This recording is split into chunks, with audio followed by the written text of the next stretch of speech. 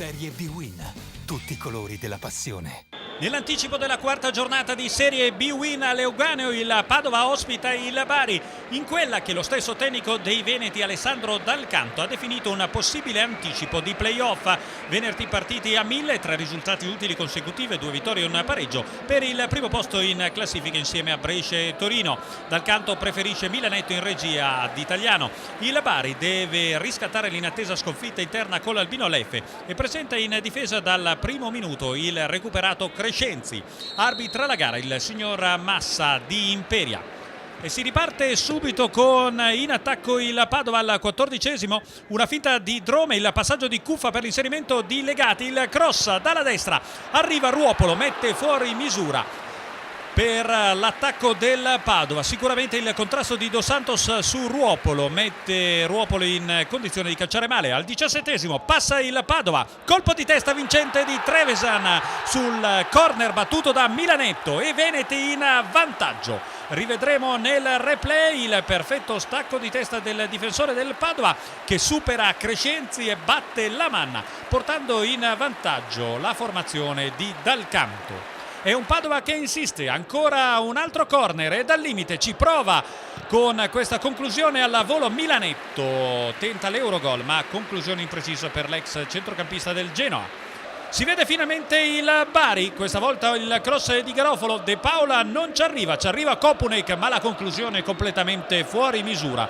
Bari che finalmente si affaccia dalle parti di Pellizzoli. Il Padova insiste, Milanetto in mezzo alla difesa del Bari, il rimpallo, si butta sul pallone, Drame che viene anticipato da Dos Santos, provvidenziale la sua chiusura in calcio d'angolo anticipando il giocatore senegalese.